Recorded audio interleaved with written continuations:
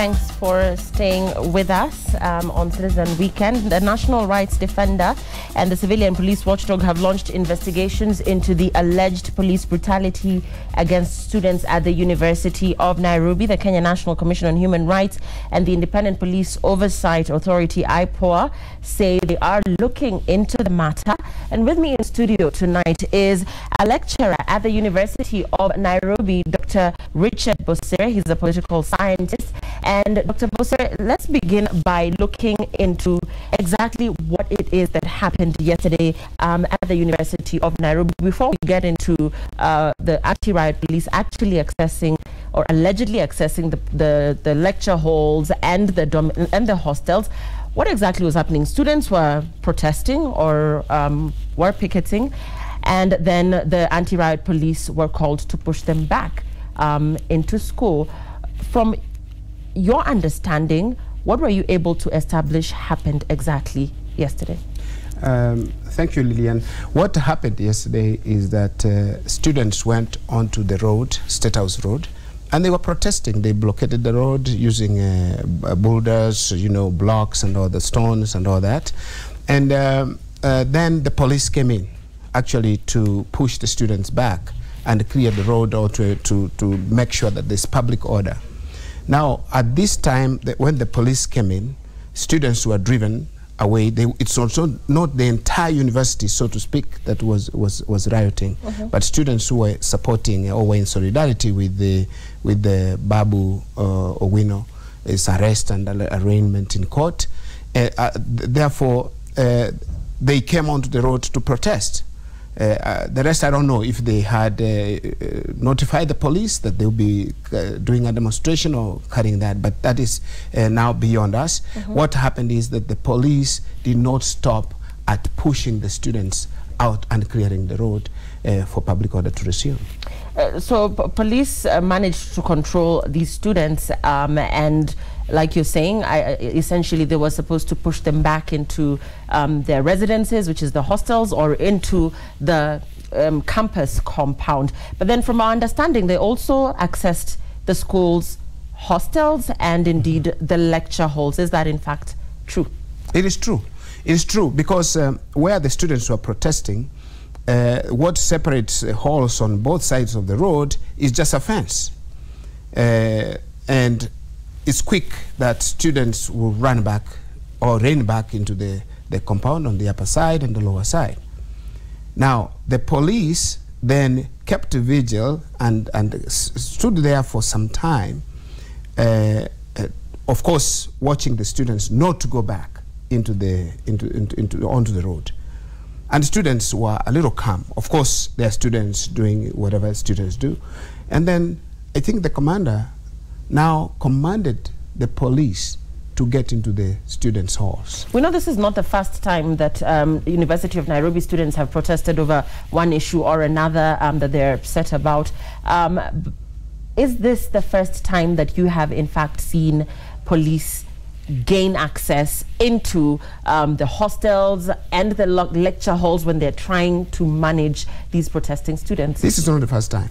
Police did it again in a number of years ago, I think a year or so, when they entered into lecture halls, tear gassing students, some who were sitting in the halls actually doing studies, police lobbing tear gas into the library. This we have seen at the University of Nairobi. But traditionally, what has always happened, even when we were students in the same university, was that once police have been called in, the university management their presence should be, they should be present, so that they can speak with the commanders and tell them not to allow or restrain them from allowing police officers to get into students' halls or into the classrooms, because it does not help. In essence, what happens when they do this, they indiscriminately beat anybody on site, including even workers. They tear gassed even workers who are in the offices. Where was the schools? Where was the institution's management in this case? Were they present? Did they, or did they seek cover just like everybody else? Management is on main campus mostly, and the activity was at the halls of residence. what perhaps they would have done was to go there and be able to see what is happening. But they did not. They did not. In the past, when we were students, many years back, and the Vice Chancellor could come. If there is some unrest among students, the Vice Chancellor will come, deputies and his team, and actually talk to the student to try to calm down the students, or also to restrain the police officers from brutalizing the student. But in this case, this did not happen, and we ended up in savage physical violence meted by the police on students. And indeed, there is a video that's gone viral that actually shows anti-riot police clobbering students, clobbering civilians who are believed to be students of the University of Nairobi. We do not know whether or not this is a genuine video, whether this is not a stage-managed video, for lack of a better word. But can you actually verify that there are students who sustained injuries from these attacks from the police? Lillian, I've seen students personally. I have even pictures of students. Personally, I've seen a student who has a broken leg. He is, if someone wants to confirm, the student lives in Hall 3. Hall 3 is just on the lower side of the State House Road as you drive towards State House. This hall also, underneath, is a clinic, student's clinic. So there is also a video where a student is walking out of the clinic, you know, innocently, leaving the clinic because he was not a rioter. Honestly, maybe walking across the other side is Hall 11. But then he is confronted by like 7, 8 police officers who hit him, swat him to the ground, and step on him. I've seen students with broken legs. I've seen doors broken. In fact, police entered all 3 and went to 3rd floor. I think they were looking for students who took videos while they were brutalizing their colleagues downstairs, you know, in the open space between Hall 11 and Hall 3. And therefore they wanted to get the phone out. They tear gassed. In fact, I've witnessed tear gas. I asked the student who lives there. Tear gas is still there, but the students are sleeping in that room with those fumes from the tear gas. Were there female students that were actually sexually assaulted? In our report with Patrick Igunza, there was claims of sexual assault and harassment from these police officers towards some female students. In fact, you could see some videos where these police officers had, and it is even on Citizen, I think I saw it, where students are frog marched, they're jumping, they're doing a frog jump into some place, and then they pick girls and they go behind the bushes. Beyond that, we cannot tell, but students are saying they were brutalized by the police, sexually molested and assaulted by the police officers yesterday. The school's administration, the Vice Chancellor in particular, has he given out a notice to the school fraternity, to the university fraternity, just to give a scope of what exactly the extent of this police brutality, if any at all, is?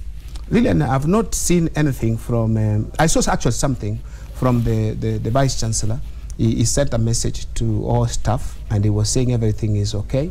And he was asking us to ignore the fake news that is going on, that some students died. But it does not deny that students were brutalized. He's saying no student died. We have not had any student death, but still students are fatally injured. Can you give us a number? Can you give us a number of how many sustained injuries? I cannot tell, but I've seen those who have been injured. You've actually seen them? I've seen some of them. Yeah. Talking about protests, and particularly political protests from university students, this is something that has been discouraged over the years, but the University of Nairobi continues to have a culture of students getting involved in political protests, depending on the political affiliation of your university student leaders. Case in point, Babu Owino, when he was a student at your institution, we would see a lot of protests coming from he and his group based on their political affiliation. And this time round, we see the students protesting as well over Babu Owino, who had been put behind bars over allegations of insulting the presidency. What is the school's administration doing to ensure that if indeed students feel that they are in their rightful place to protest, that they do this in a manner that will not also disturb peace and pose a threat to other civilians who are going around their business? Lillian, any protest, student protests usually are not necessarily political in nature.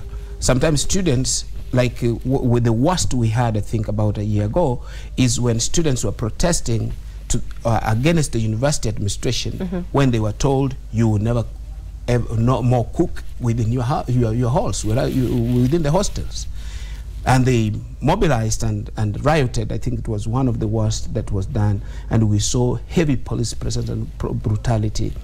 So I want to say that students don't just protest from the basis of their political affiliation. Not their political affiliation, but we do know that politicians have also taken advantage of student leaders, not only of University of Nairobi students, but of student leaders across the country to pass a message. True, it happens. It happens in universities across the country. But what I would like to say is that, of course, if you know, protests turn violent when the police approach. When the police come is when they turn violent.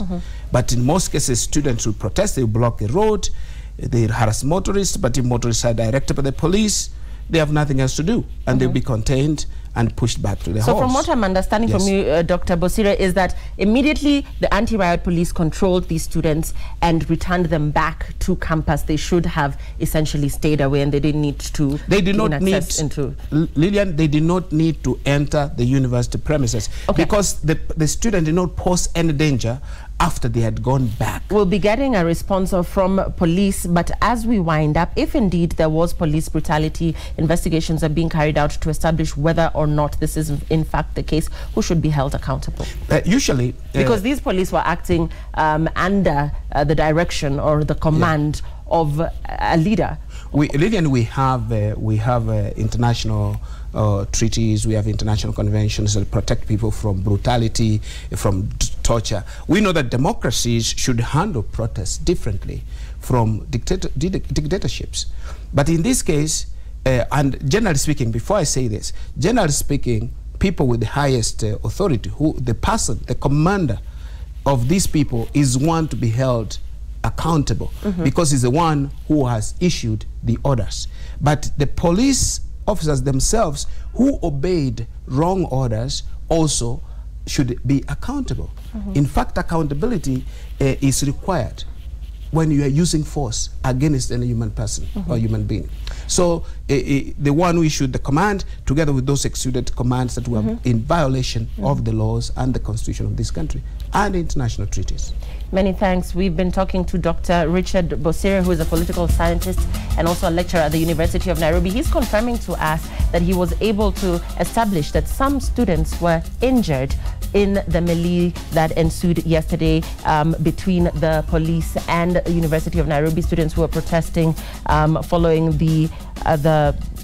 Babu Owino's arrest. We will be getting clarifications from the police as investigations continue on whether indeed there was police brutality, whether there was excess force that was used by the police towards the University of Nairobi students, even as we continue to keep tabs on this developing story. My name is Lillian Mulia. Thank you for your time this evening. Up next is Joey and Willis on 10 over 10.